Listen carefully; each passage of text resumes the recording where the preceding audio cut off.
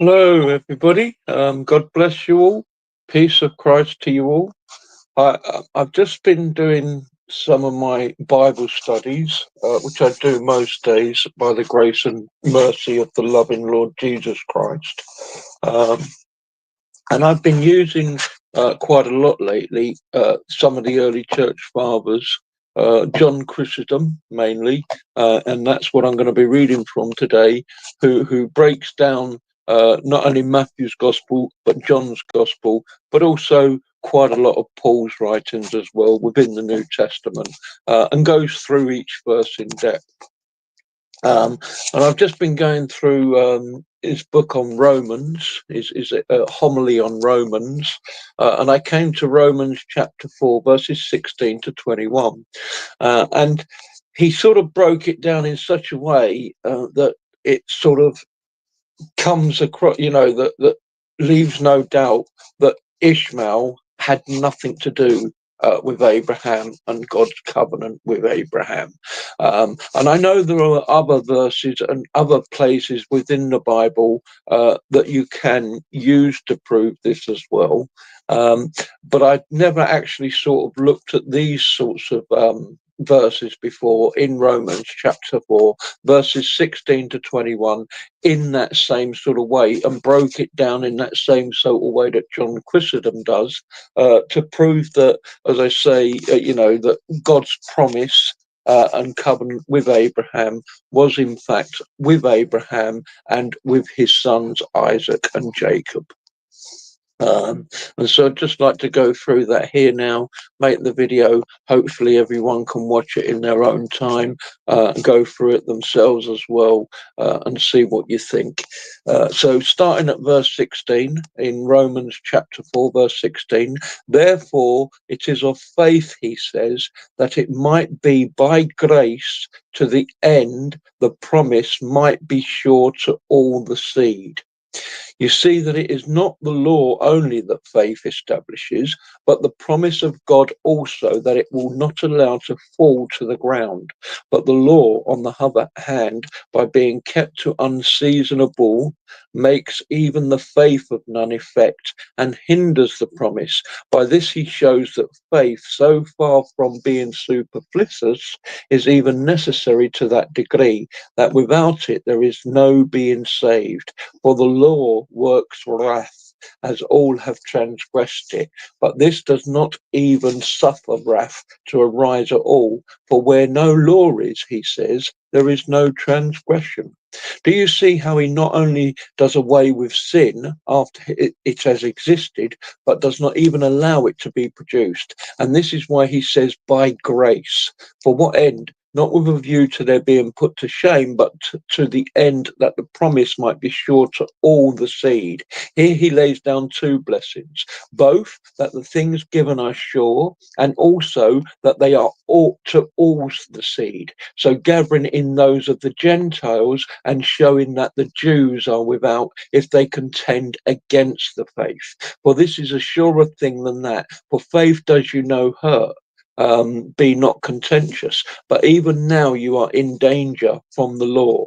It preserves you. Next, having said to all the seed, he defines what seed he means. That which is of faith, he says. So blending with it their relationship to the Gentiles and showing that they must not be proud of Abraham, who did not believe as he did. And see a third thing which faith effected besides. It makes the relationship to that righteous man more definite and holds him up as an ancestor of a more numerous issue. And this is why he does not say merely Abraham, but our father, ours who believe. Then he also seals what he has said by the testimony.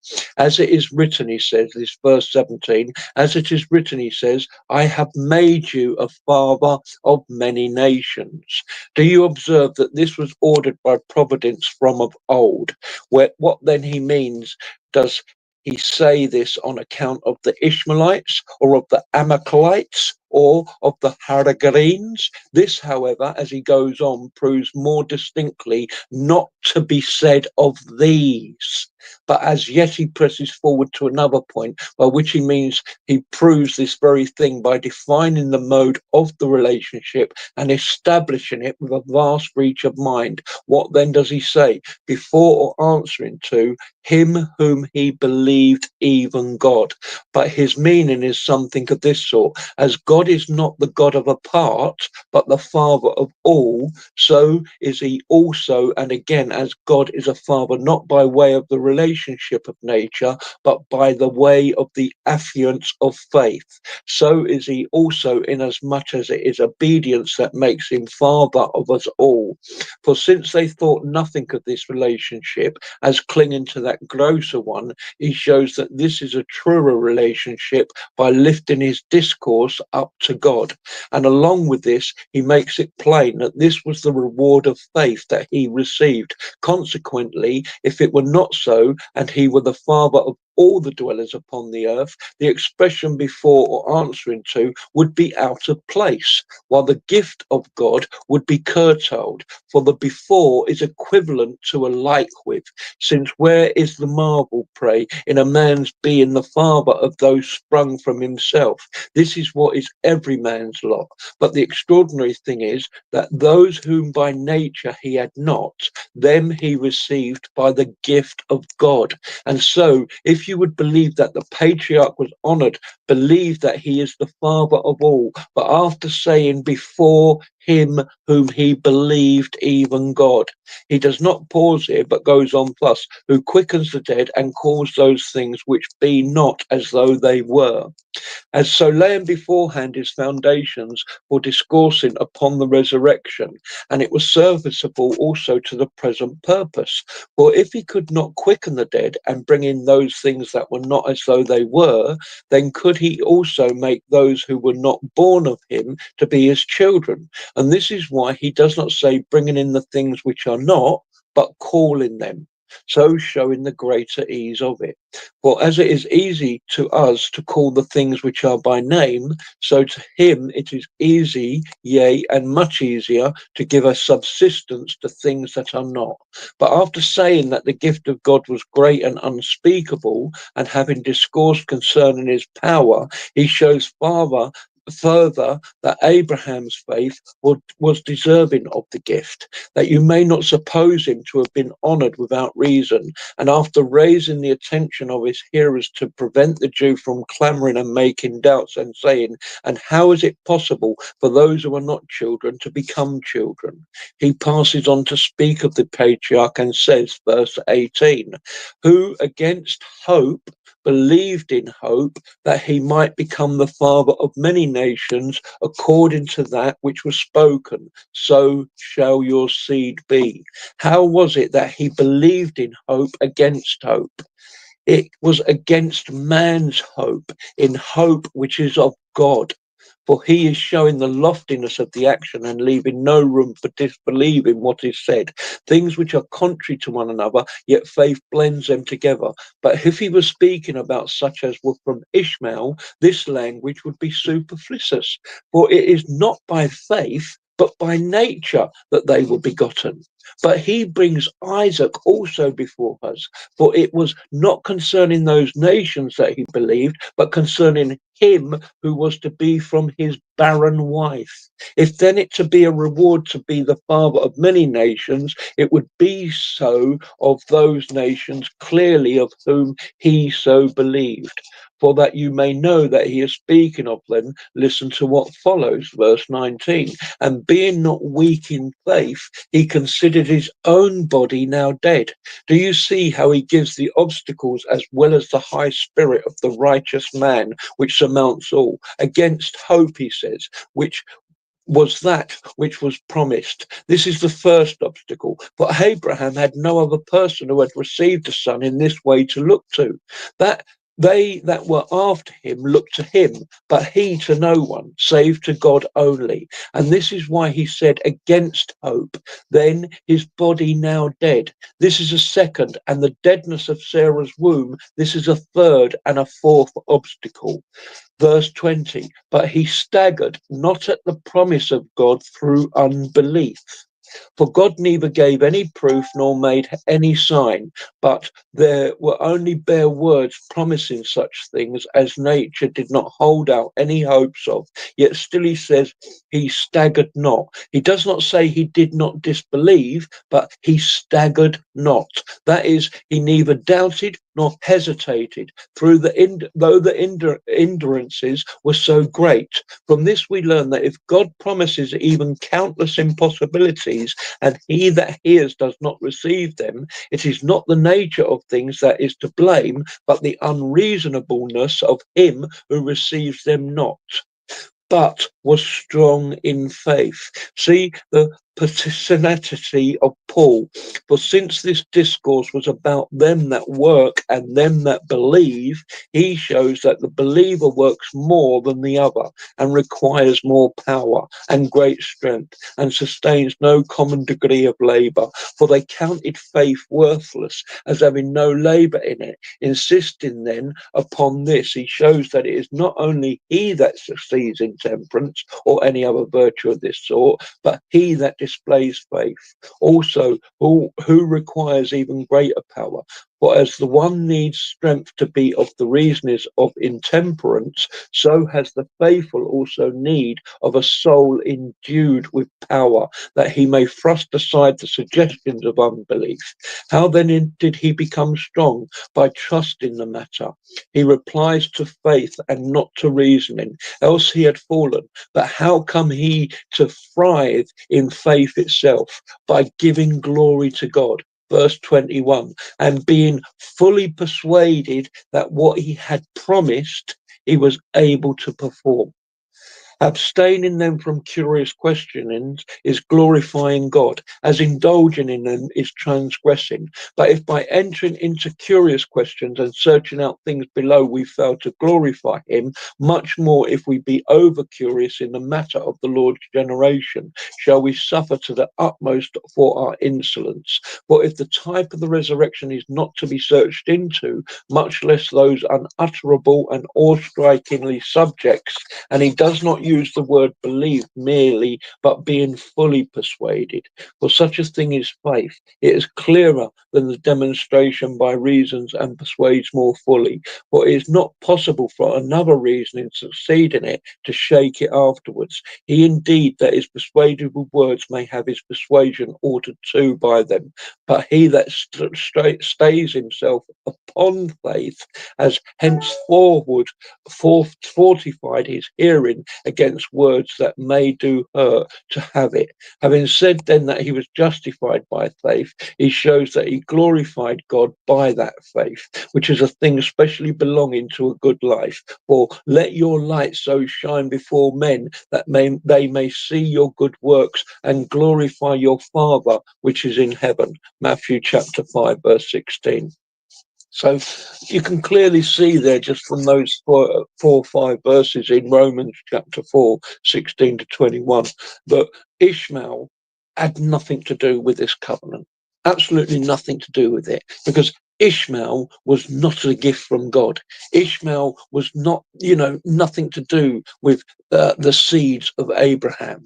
The seeds of Abraham came from Isaac and Jacob. We all know that, as I say, and everyone else knows that. And these were the covenant and the people guided and protected and given as a blessing to Abraham by God. And it's these seeds that are spoken about throughout the Bible that are the only ones that come under this covenant. Ishmael, that was through human workings. That was Abraham and Sarah who worked to get that to happen, totally against God. They used Hagar, so he ended up being a son of Muta. Absolutely nothing to do with God whatsoever. Absolutely nothing to do with God's promises whatsoever.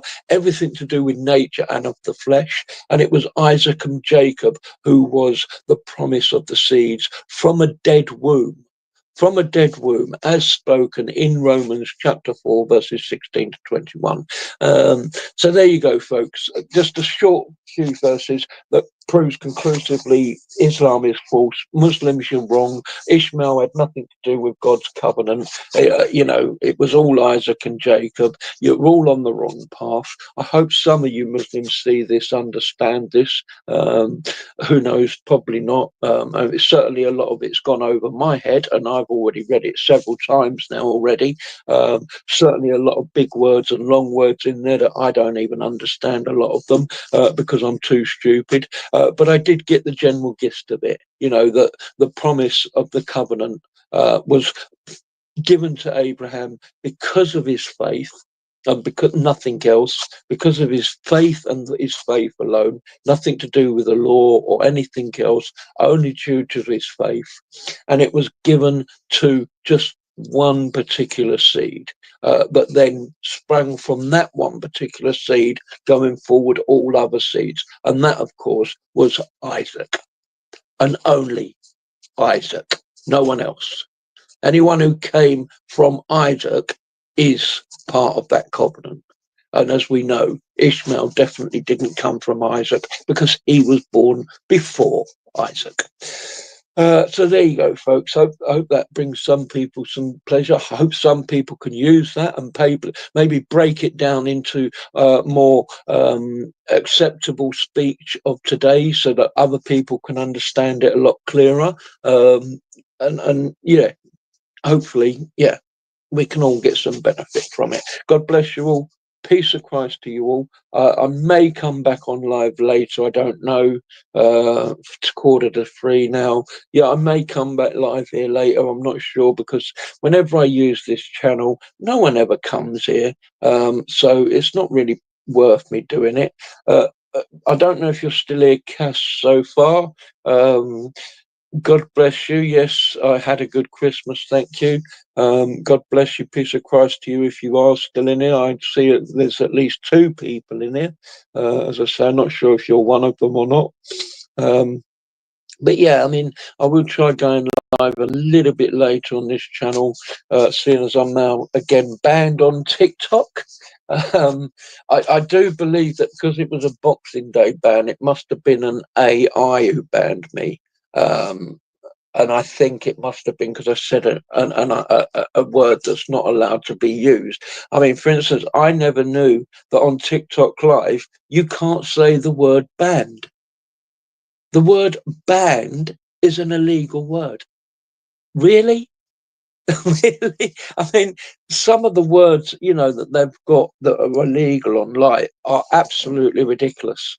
Seriously, they are. They're beyond ridiculous. But there you go. I'm banned again until January the 2nd. So I'll be going back live on TikTok on January the 2nd.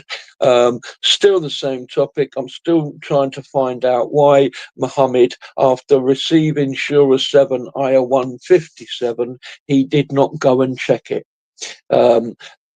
Instead of that, he rather allowed the Qurayshi tribe, his own tribe, to run him out of Mecca. He had to leave Mecca. No, they didn't run him out. He left of his own violation. He left of his own violation because they were going to unalive him.